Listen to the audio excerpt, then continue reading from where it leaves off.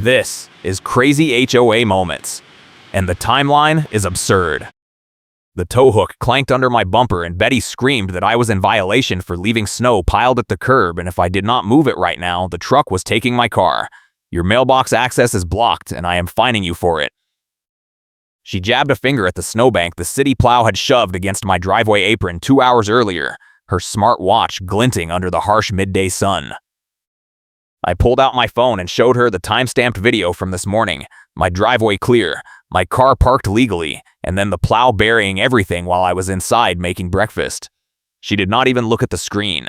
I do not need proof, I have paperwork and vibes. She turned to the tow driver and waved him forward like she was directing traffic at a parade.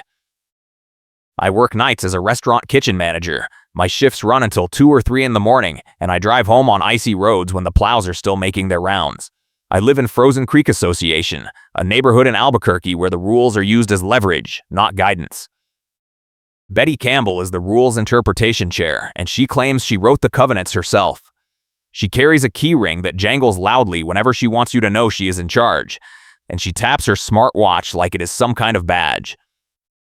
This morning I woke up to find a violation notice zip-tied to my mailbox post, threatening a $500 fine and immediate towing if I did not remove the snow pile blocking mailbox access within 1 hour. The pile was not mine.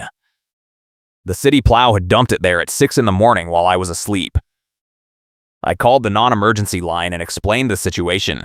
The dispatcher told me the plow routes are public record and the city is not responsible for driveway apron snow. She suggested I contact my HOA to clarify the enforcement policy. I called the Frozen Creek Management Company and got voicemail. I left a message explaining that the snow was not mine and asked them to pause the tow order until we could review the video evidence. 10 minutes later, Betty showed up with the tow truck in tow. She stepped out of her black SUV with a clipboard and a tape measure, her breath visible in the cold air. She measured the distance from my mailbox to the edge of the snowbank, wrote something down, and then turned to me with a smile that looked like it had been rehearsed in a mirror. This is a clear violation of Article 7, Section 3. You have obstructed emergency access and mail delivery. I am calling management, and I am going to be dramatic about it. I pointed to the snow-covered camera on a selfie stick I had set up on my porch railing earlier that week. I had started recording every interaction after Betty had cited me twice in November for leaving my trash can out past 7 in the morning, even though I had video proof showing I rolled it back in at 6:55 both times. The camera was angled to catch the street, the driveway, and the mailbox area. I told her the footage was time-stamped and cloud-backed, and I would be happy to share it with the management company, the board, and anyone else who wanted to see it. She glanced at the camera, then back at me. That does not change the fact that your mailbox is obstructed right now. I have a medical appointment in the morning, and rescheduling would take months. I need my car. The tow driver climbed out of his cab and walked over. He looked at the snowbank, then at my car, then at Betty. Ma'am, this looks like plow residue. Is the homeowner disputing the violation? Betty turned on him like he had just insulted her family. He is in violation. The authorization is valid. Hook it. The driver hesitated, pulled out his phone, and made a call. I could hear him explaining the situation to someone at the tow yard. He kept saying the words plow residue and homeowner dispute. After a minute, he hung up and told Betty he needed written confirmation from the property manager before he could proceed with a disputed tow. She opened her mouth to argue, then snapped it shut and pulled out her own phone. She tapped furiously, muttering about incompetence and procedure. I took the opportunity to grab my snow shovel from the garage and start clearing the pile myself. If I could move it before she got her confirmation, the whole thing would be moot. Betty saw what I was doing and stepped into my path. Stop. You are tampering with evidence. I kept shoveling. This is not evidence, this is snow. She reached out and grabbed the shovel handle. I pulled it back, not hard, just enough to break her grip. She stumbled on the ice, caught herself, and then screamed at the top of her lungs that I had assaulted her. The tow driver looked up, eyes wide. I let go of the shovel and held up both hands. I did not touch you. You grabbed my shovel. She pointed at the snow-covered camera. That thing does not prove anything, because the angle is wrong. I smiled. The angle is perfect. I checked it this morning. 2 neighbors came out of their houses, both holding salt buckets. They stood at the edge of their driveways, whispering to each other and watching the scene unfold. One of them, a guy named Marcus who worked from home and had been fined 3 times for parking his work van on the street overnight, gave me a nod. The other, an older woman named Linda who had been cited for holiday lights in January, shook her head like she had seen this movie before. Betty noticed the audience and raised her voice even louder. This man is in violation of multiple covenants, and he is refusing to comply. If anyone else has issues with snow removal, you need to report them immediately or you will be next. Marcus set his salt bucket down and pulled out his phone. He started recording. Betty spun toward him. "You cannot record me without consent." Marcus did not lower his phone. "This is a public street. You are yelling. I am recording." Betty turned back to me, her face red despite the cold. "You think you are clever. You think your little camera and your timestamps matter. I have the authority to enforce these rules as I see fit, and I see fit to tow your car." The tow driver walked over and held up his phone. "I just got word from my supervisor. Without a signed authorization from the property manager, I cannot proceed. If you want to escalate this, you need to go through your management company." Betty snatched the phone out of his hand, read the screen, and threw it back at him. He caught it awkwardly. She turned to me. "Fine, you get a reprieve. But I am filing an emergency enforcement action. And you will be paying for this tow call-out fee whether your car gets hooked or not." She got back in her SUV and peeled out, fishtailing slightly on the ice before disappearing around the corner. The tow driver climbed into his cab, gave me an apologetic shrug, and followed her. Marcus walked over and showed me his phone. "I got the whole thing. She is out of control." Linda came over too, clutching her coat closed against the wind. "She tried to find me for ice on my sidewalk last week. I salted it twice, but she said it was not enough. She is making up rules as she goes." I thanked them both and told them I was going to file a formal complaint with the management company and request a hearing. Marcus said he would testify if I needed a witness. Linda said she was too scared of retaliation to be seen helping me publicly, but she would send me copies of her own violation notices and email correspondence if it would help. I told her it would. I went inside and pulled up the cloud footage on my laptop. The timestamps were clear. City plow at 6:03 in the morning. Snow pile deposited against my driveway apron and mailbox area. My car already parked legally in the driveway hours earlier. I saved 3 copies to different drives and emailed one to myself. If you are enjoying this HOA chaos, please hit that like button and subscribe for more stories where the paper trail always wins. 2 days later, I got a certified letter from Frozen Creek Association. Inside was a formal violation notice citing me for mailbox obstruction, failure to maintain safe pedestrian access, and creating a hazardous condition during a winter weather event. The fine total was $1,200 due within 10 business days, with an additional $50 per day late fee after that. At the bottom of the letter was a note in handwriting I recognized as Betty's. "Per emergency winter enforcement protocol, failure to comply will result in suspension of amenity access and legal action." I called the management company again and finally got a human on the line. I explained the situation and offered to send the video evidence. The woman on the phone sounded tired. "We have received your complaint. However, Mrs. Campbell is the rules interpretation chair and her determination is considered binding unless overturned by a majority board vote. If you want to dispute the fine, you need to request a hearing." I asked how long that would take. She said the next board meeting was not scheduled until March, 6 weeks away. I told her I needed this resolved faster because I was trying to keep peace with neighbors and the HOA was turning everyone against me. She said there was nothing she could do unless I paid the fine first and then requested reimbursement after the hearing. I hung up. That night I got a text from an unknown number. It was a photo of my driveway taken from the street, with a red circle drawn around a set of reflective snow stakes I had placed along the edge of my driveway the previous weekend. The stakes were small plastic markers with reflective tape, the kind you use to help plow drivers see where the pavement ends and the landscaping begins. The text read, "Unapproved landscape modification. Article 12, Section 9. Another violation. Another fine." I texted back asking who this was. No response. I checked the HOA covenants online and found Article 12, Section 9. It prohibited permanent landscape modifications without Architectural Review Committee approval. The stakes were not permanent. I could pull them out with my hands. I went outside and yanked them up, then threw them in the garage. 10 minutes later, another text arrived. Too late. Violation documented. Expect notice within 48 hours. The next morning, Betty showed up at my door at 7 in the morning with a tape measure and a clipboard. She was accompanied by a man I had never seen before, wearing a black coat and a Frozen Creek Association badge on a lanyard. He introduced himself as a compliance officer hired by the board to assist with enforcement during the winter emergency period. I asked what winter emergency. He said the board had passed an emergency resolution in December authorizing enhanced enforcement of snow and ice safety rules. I asked to see the resolution. He said it was available by records request. I asked how I filed a records request. He said I needed to submit a written request to the management company and pay a copy fee of 50 cents per page with a minimum processing time of 30 days. Betty smiled. I do not need proof. I have paperwork and vibes. I asked the compliance officer if he was here about the snow stakes. He nodded. Those stakes constitute a violation of Article 12, Section 9. You are being assessed a fine of $300 plus a $50 administrative fee. I told him the stakes were temporary and I had already removed them. He made a note on his clipboard. Removal does not retroactively cure the violation. The fine stands. Betty leaned in. And since you failed to remove the mailbox obstruction within the original 1-hour window, we are also assessing a late compliance penalty of $200.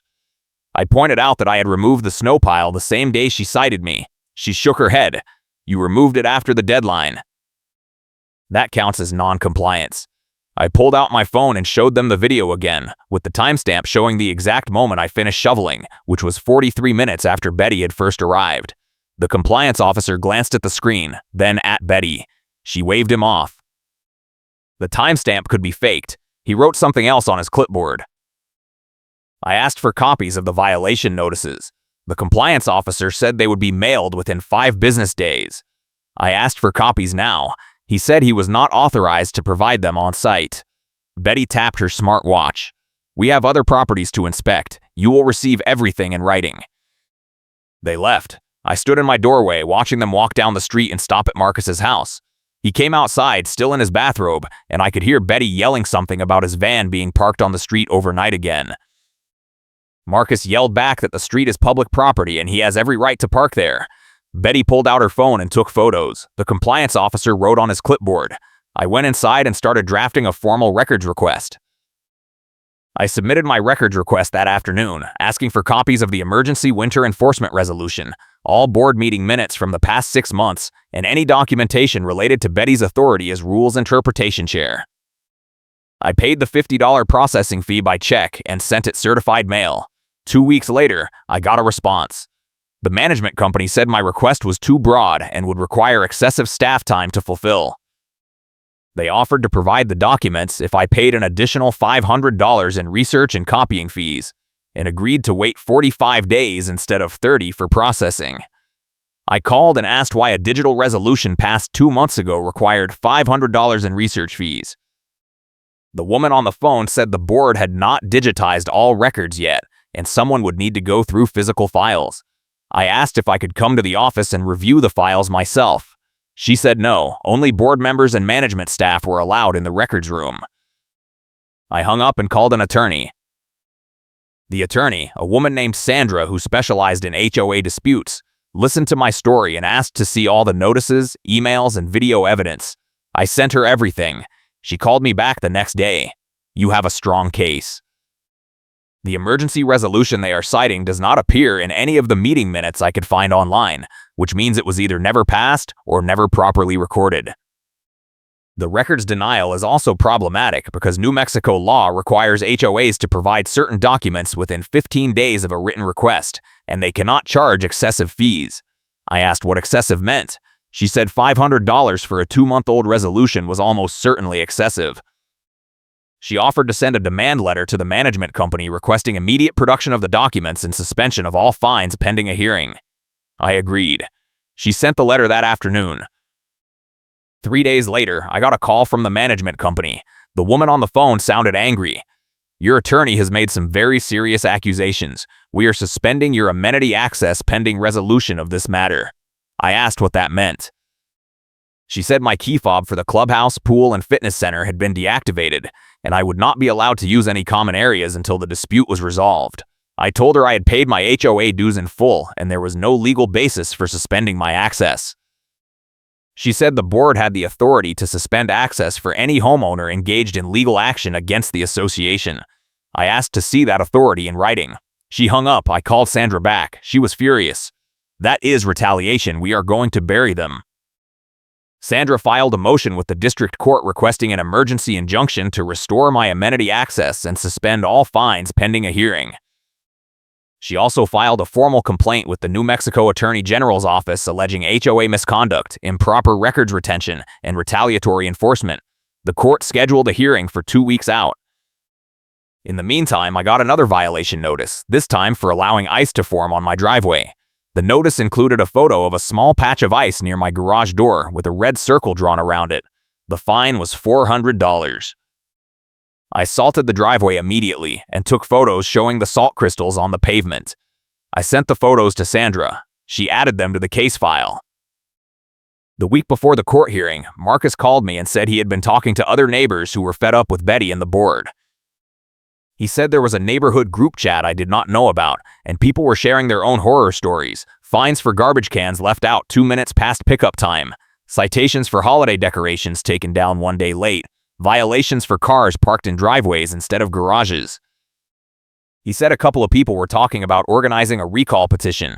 I told him that sounded great, but I was focused on the court hearing first. He said he understood, but if I needed anything, a lot of people were on my side even if they were too scared to say so publicly. I thanked him. The court hearing was scheduled for 9 in the morning on a Thursday. I took the day off work, which meant losing a shift and making my boss scramble to cover the line. Sandra met me at the courthouse and walked me through what to expect. The judge would review the evidence, hear arguments from both sides, and decide whether to grant the injunction. The HOA would be represented by their attorney, a man named Richard who specialized in defending associations. Sandra said Richard was known for being aggressive and trying to paint homeowners as troublemakers who refused to follow reasonable rules. She told me to stay calm, answer questions directly, and let her do most of the talking. We went into the courtroom. Betty was there, sitting next to Richard and the property manager. She saw me and smiled. The judge called the case and asked Sandra to present her motion. She laid out the facts, the disputed fines, the video evidence showing the snow was plow residue, the emergency resolution that did not appear in any meeting minutes, the retaliatory suspension of my amenity access, and the record's denial with excessive fees. She showed the judge the time-stamped video on a laptop along with the email trail and violation notices. Richard objected multiple times, saying the video was irrelevant because Betty had the authority to enforce rules based on her own observation. The judge asked if the emergency resolution existed. Richard said it did. The judge asked for a copy. Richard said he did not have one with him but could provide it later. The judge looked annoyed. "You are defending an enforcement action based on a resolution you cannot produce?" Richard said the resolution was valid and properly passed, and the homeowner's refusal to comply was the real issue. The judge turned to me and asked if I had removed the snow. I said yes, the same day, within the 1-hour window Betty had given me. The judge asked why I was being fined for late compliance. I said I did not know. The judge asked Betty to explain. She stood up and said I had created a hostile environment by recording her and challenging her authority. She said the fines were appropriate because I had a pattern of non-compliance going back months. The judge asked for documentation of the pattern. Betty said the records were with the management company. The judge asked the property manager to provide them. The property manager shuffled papers and said she did not bring them to court. The judge sighed and asked if anyone had brought anything useful. Sandra stood up and said she had brought copies of the meeting minutes for the past year, which she had obtained through a public records request with the county after the HOA refused to provide them. She handed them to the judge. The judge flipped through them and asked where the emergency resolution was. Sandra said it was not there. The judge looked at Richard. Explain. Richard said the resolution might have been passed in an executive session and not recorded in the public minutes. The judge said that was not how emergency resolutions work under New Mexico law. The judge granted the injunction. He ordered the HOA to restore my amenity access immediately, suspend all disputed fines pending a full board hearing, and produce the emergency resolution within 7 days or admit it did not exist. He also ordered the management company to provide all requested records within 15 days at no additional cost beyond the original $50 fee. Richard tried to object. The judge cut him off. Your client has engaged in what appears to be retaliatory enforcement based on a rule that may not exist. If you cannot produce the resolution by next week, I will consider sanctions. Court adjourned. Betty stood up, her face red, and started yelling that the judge was biased and I had manipulated the system. The judge told her to sit down or be held in contempt. She sat. I walked out of the courthouse with Sandra. She said we had won the first round, but the real fight would be at the board hearing. She said the HOA would likely try to validate the resolution retroactively or claim it was passed informally and just never documented. I told her I had a trump card I had not revealed yet. I let her get the last word because I wanted the last consequence. She raised an eyebrow. What is it? I said I had filed a separate records request with the county clerk's office for copies of all Frozen Creek Association filings, including amendments to the covenants and articles of incorporation. The clerk had sent me a packet 2 weeks ago showing that the snow policy Betty kept citing had never been formally adopted. The board meeting minutes showed a blank signature page where the vote should have been recorded, but no actual vote tally or approval date. The policy had been drafted, circulated, and enforced, but never passed. Sandra grinned. That is beautiful. Save it for the hearing. The HOA board scheduled an emergency meeting 2 weeks later on a Saturday morning at 10. Sandra said it was technically against their own bylaws to hold a meeting on a weekend without 30 days' notice, but she advised me to show up anyway so they could not claim I had refused to participate. The meeting was held in the clubhouse, which was packed with neighbors. Marcus was there, along with Linda and at least a dozen other people I recognized from the group chat. Betty was at the front table with 3 other board members and Richard, the attorney. The property manager sat off to the side, looking miserable. Betty called the meeting to order and said we were there to discuss my pattern of non-compliance and disruption. She started listing every violation notice I had received since moving in: trash cans, holiday lights, the snow stakes, the mailbox obstruction, the ice patch. She said I was a troublemaker who refused to follow basic community standards. I raised my hand. She ignored me. I raised my hand higher. She finally acknowledged me. What? I asked if I could present evidence. She said I could speak for 5 minutes at the end. I said I wanted to speak now. She said no. Richard leaned over and whispered something to her. She sighed. Fine. 5 minutes. Now. I stood up and pulled out my laptop. I had prepared a presentation with the time-stamped video, the meeting minutes from the county clerk, and the blank signature page showing the snow policy was never approved. I connected the laptop to the clubhouse projector and started playing the video.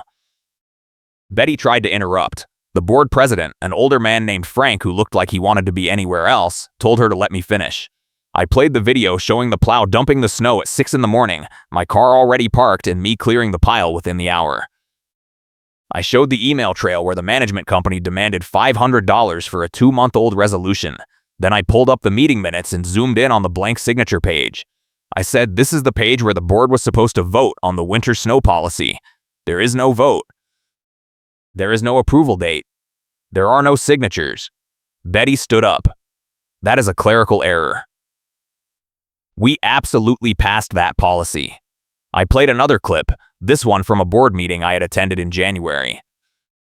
In the clip, Betty was explaining the snow policy to another homeowner and she said, quote, I wrote these rules myself and they are non-negotiable, end quote. The room went silent. Frank looked at Betty. You said you wrote the rules? Betty fumbled with her smartwatch. I meant I helped draft them. I meant the board approved my draft. Frank asked Richard if there was any record of the board approving the draft. Richard flipped through a binder and said he did not see one. Frank asked the property manager. She shook her head.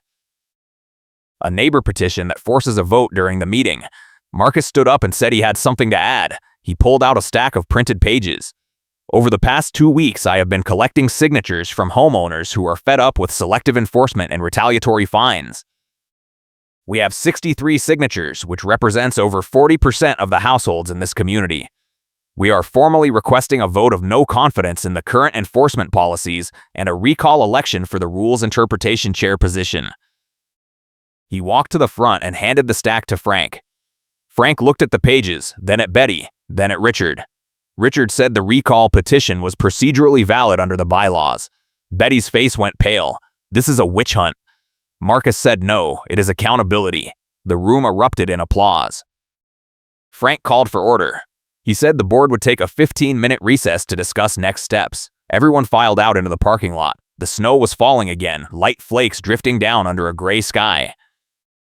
During the recess, Linda came over and thanked me for standing up to Betty.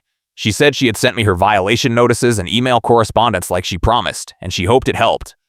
I told her it did, and I appreciated her courage even though she could not be public about it.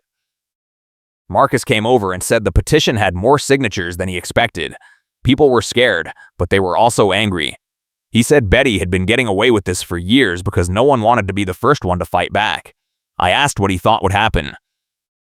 He said Frank seemed reasonable and the other board members looked uncomfortable. He thought they would either force Betty to resign or strip her of her enforcement authority. I said I hope so, but I was not counting on it until I saw it in writing. The board came back in and Frank called the meeting to order. He said the board had reviewed the evidence and the recall petition.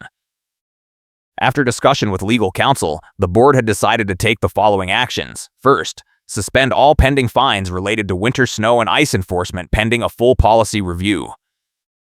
Second, commission an independent audit of enforcement actions taken over the past 12 months to identify any patterns of selective or retaliatory enforcement. Third, remove Betty Campbell from the Rules Interpretation Chair position effective immediately, pending the outcome of the audit. Fourth, schedule a special election in 60 days for homeowners to vote on new board leadership and revised enforcement policies. Betty stood up and screamed, "You cannot do this. I wrote those rules. I built this community."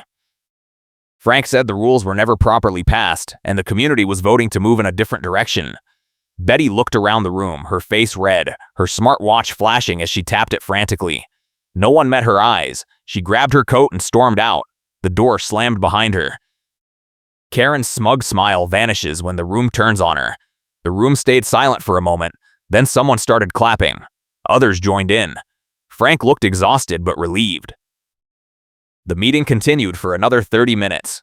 The board voted to hire a new management company and freeze all non-emergency enforcement actions until the policy review was complete. The HOA freezes enforcement pending a policy rewrite.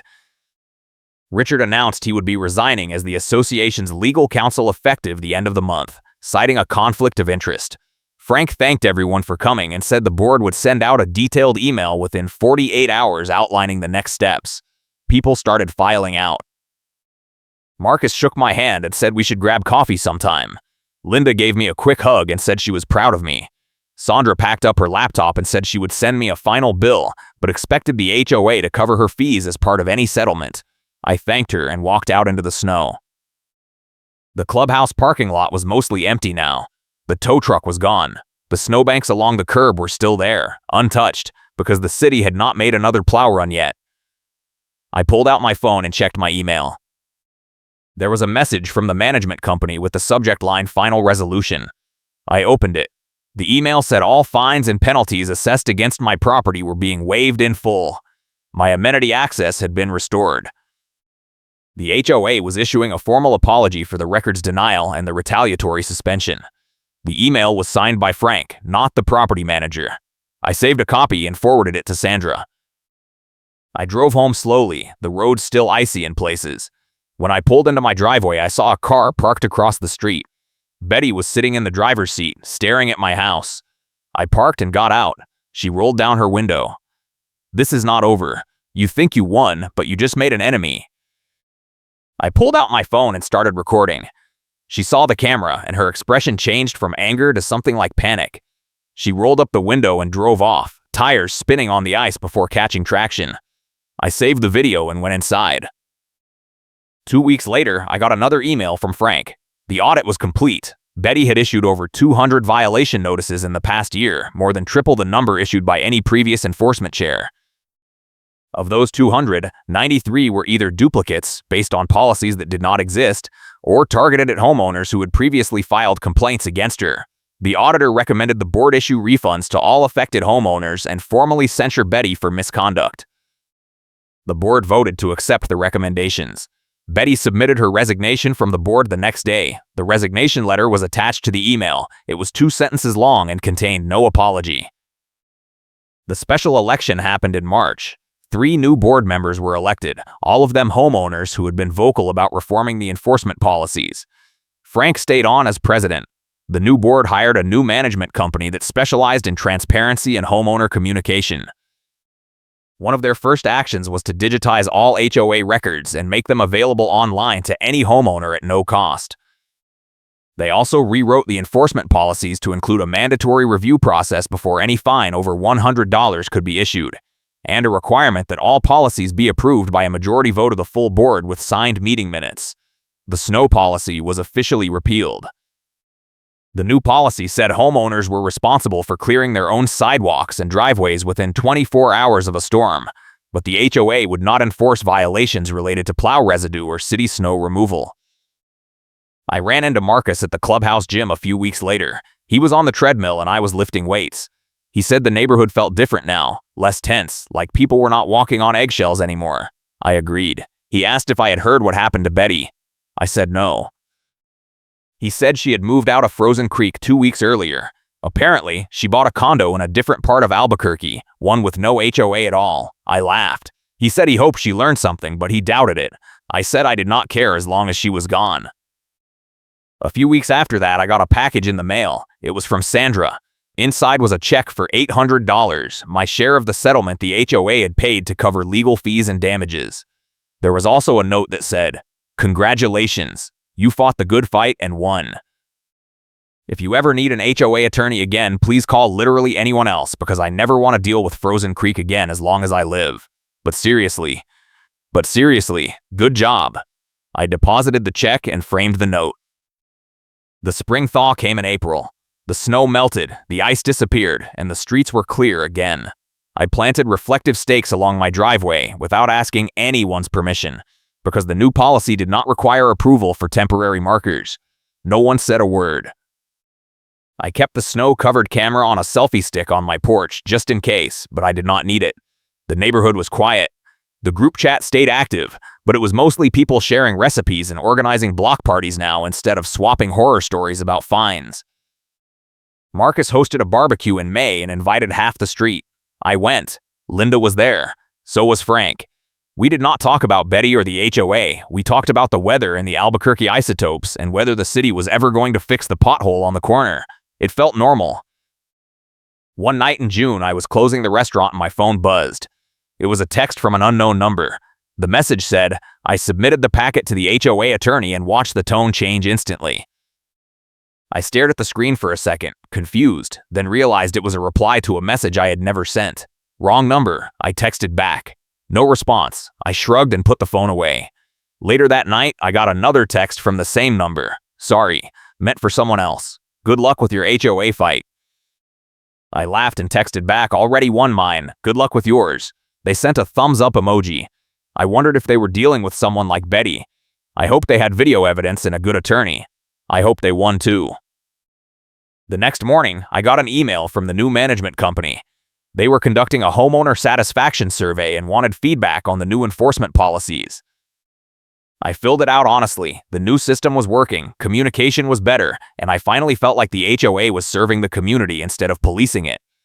At the end of the survey, there was a comment box asking if I had any additional thoughts. I typed, "Transparency and accountability matter." When homeowners have access to records and a voice in decisions, everyone benefits. Thank you for making that happen. I hit submit and went to work. That summer, the board held a community meeting to present the results of the audit and the new policies. I did not go. I had said everything I needed to say, and I trusted the new board to follow through. Marcus texted me later and said the meeting went well. Frank announced that the HOA was under new management and the community was moving forward with a focus on collaboration instead of enforcement. Someone asked if Betty would ever be allowed back on the board. Frank said the bylaws had been amended to include a lifetime ban on any board member found to have engaged in retaliatory enforcement. The room applauded. Marcus said it felt like a new era. I agreed. In August, I got a letter from the county clerk's office. It was a copy of the updated Frozen Creek Association covenants, officially filed and recorded. The new snow policy was included, along with the revised enforcement procedures and the transparency requirements. Everything I had fought for was now in writing, signed and dated by the full board. I filed the letter with the rest of my HOA documents and put the folder on a shelf in my home office. I hoped I would never need to look at it again, but I was glad I had it just in case. Life went back to normal. I worked my shifts at the restaurant, shoveled my driveway when it snowed, and ignored the HOA unless they sent me something that actually required a response. The fines stopped. The violation notices stopped. The threatening texts stopped. Betty was gone, the management company was competent, and the board was functional. It was not perfect, but it was livable, and that was all I had wanted in the first place. I ran into Linda at the grocery store in September, and she told me she was thinking about running for the board in the next election. I told her she should. She said she would think about it. I said I would vote for her. She smiled and said that meant a lot. In October, Marcus knocked on my door and said he was organizing a neighborhood Halloween party. He wanted to use the clubhouse and needed someone to help him navigate the reservation system. I said I would help.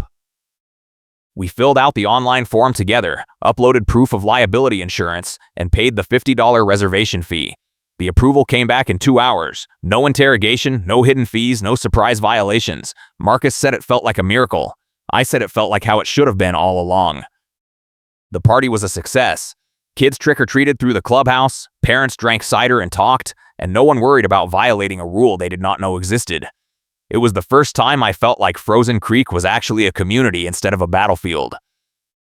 In November, I got a notice that the annual HOA meeting was coming up in December. The agenda included budget approval, board elections, and a vote on proposed updates to the landscaping rules. I marked the date on my calendar. When the meeting happened, I showed up.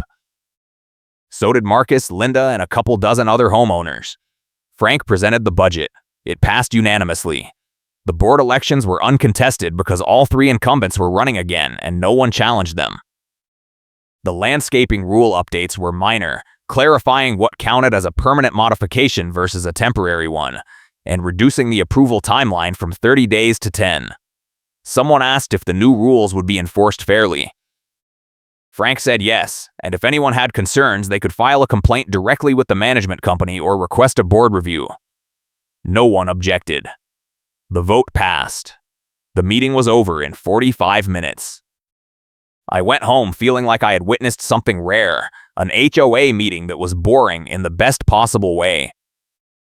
In January, I renewed my HOA dues. The bill was the same as last year, no surprise fees or penalties.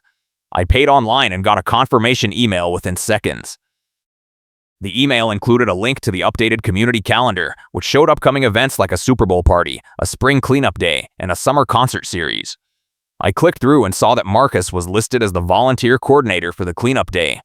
I sent him a text saying I would help. He replied with a thumbs up.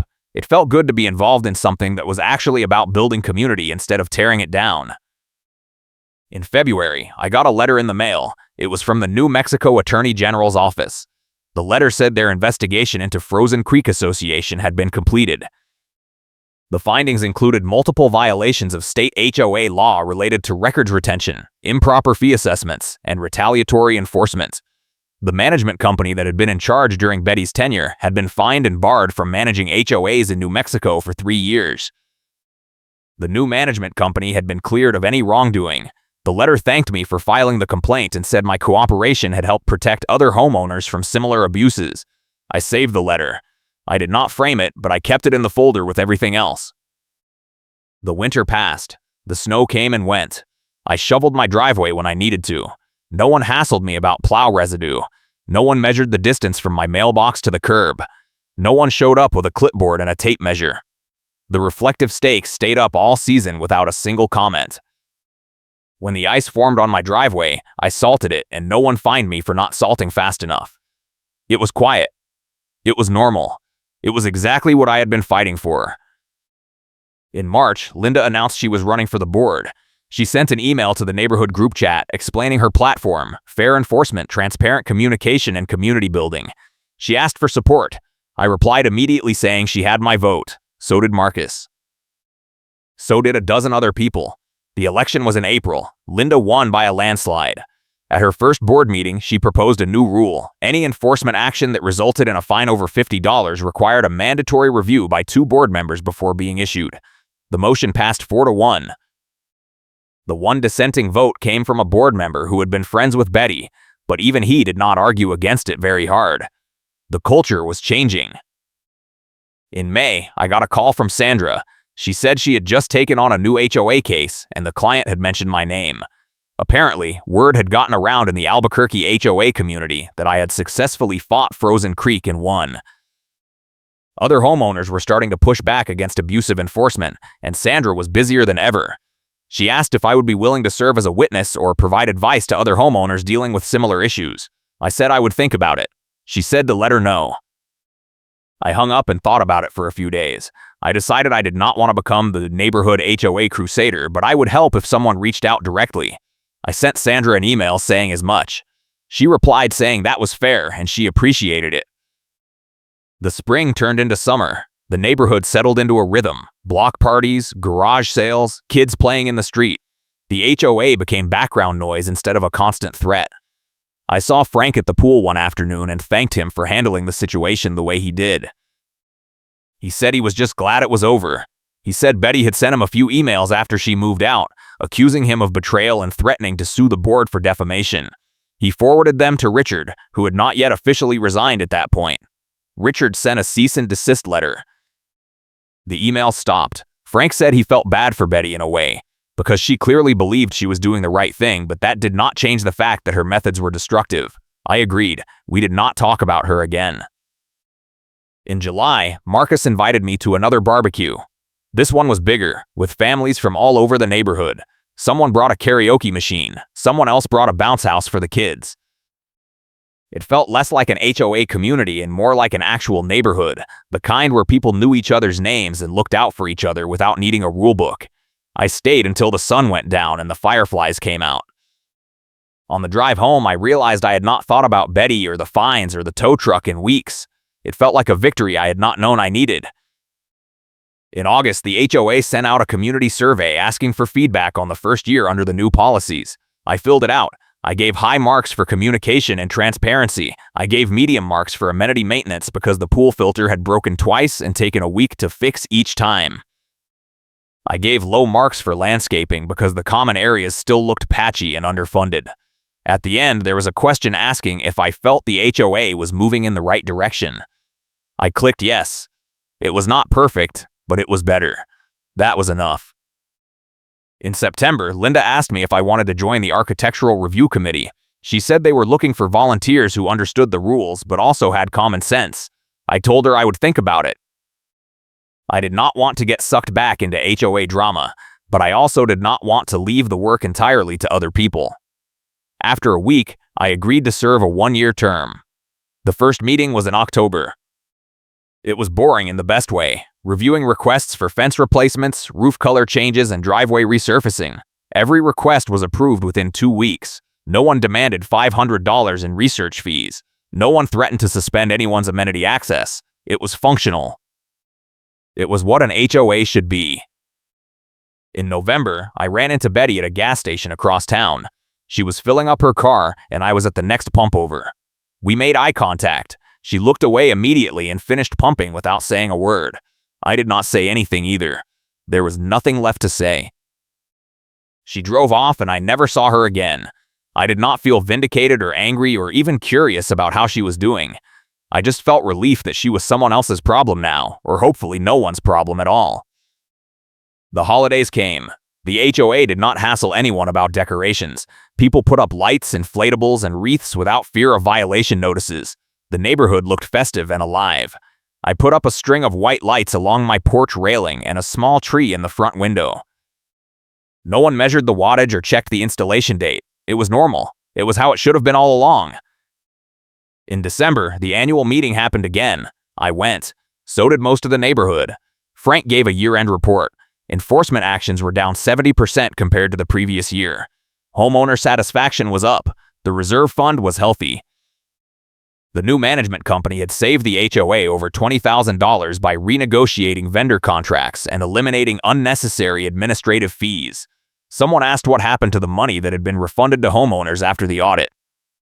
Frank said it had come out of the reserve fund and been replenished through cost savings. Someone else asked if there were any plans to raise dues. Frank said no, not unless there was a major unexpected expense. The room applauded. The meeting ended. I walked out into the cold night air feeling like I had been part of something that actually worked. In January, I renewed my dues again. Same process, same price, same confirmation email. I barely thought about it. That was the point. An HOA should be invisible when it is working right. Just a quiet background system that keeps the lights on and the common areas maintained. It should not be a weapon. It should not be a power trip. It should not be a source of constant stress. Frozen Creek was finally getting there. It was not perfect, but it was livable. That was all I had ever wanted. Marcus texted me in February and said he was organizing another spring cleanup day. I said I would help. On the day of the event, about 30 people showed up with rakes, trash bags, and gloves. We spent 3 hours cleaning up the common areas, trimming overgrown bushes, and repainting the faded mailbox clusters. It felt good to be doing something constructive instead of fighting. At the end, Linda brought coffee and donuts. We sat on the curb and talked about summer plans. Someone mentioned the neighborhood concert series. Someone else mentioned the pool reopening in May. No one mentioned fines or enforcement or violation notices. It was just people being neighbors. In March, I got a letter from the HOA attorney. Not Richard, the new one the board had hired after he resigned. The letter said the association had completed all outstanding legal matters related to the prior enforcement actions. All refunds had been issued. All records had been provided. The case was closed. The letter thanked me for my patience and cooperation. I filed it with the rest of the documents and closed the folder. I did not expect to open it again. Spring came. The snow melted for the last time. The reflective stakes came down. The driveway dried out. The neighborhood turned green again. I worked my shifts, paid my bills, and lived my life. The HOA sent me one letter in April, a reminder about the upcoming pool season and the reservation system for the clubhouse. I read it, noted the dates, and moved on. It was boring. It was normal. It was everything I had fought for. The story does not have a dramatic ending because the best endings are the ones where nothing dramatic happens. The HOA did not collapse. Betty did not come back. The board did not get recalled. The management company did not get sued. Life just continued, quieter and calmer than before. Karen gets embarrassed when her own quote plays on speaker. The HOA freezes enforcement pending a policy rewrite. The management company is fired, an interim manager freezes enforcement, and Karen loses access to the enforcement portal tools. Those moments were the turning points, but the real victory was what came after. Months and then years of ordinary, uneventful homeownership in a community that finally remembered what community meant. I still keep the snow-covered camera on a selfie stick on my porch. I do not turn it on anymore, but it is there. Just in case. I still check the HOA group chat every few days. Mostly it is recipes and event planning now, but I skim it to make sure nothing is going sideways. I still vote in every election and show up to annual meetings. Not because I am looking for a fight, but because I learned that the only way to keep an HOA functional is to stay involved. The moment people check out, the Bettys of the world check in. In May, I ran into Linda at the farmer's market. She had been on the board for a year and said she was running for re-election. I told her she had my vote again. She asked if I was happy with how things were going. I said I was. She said that was the goal, boring competence. I laughed and agreed. We talked for a few more minutes about nothing important, then went our separate ways. It was the kind of interaction you have with a neighbor in a functional community, where the HOA is not the defining feature of your relationship. That was the real win. I hope you are doing well.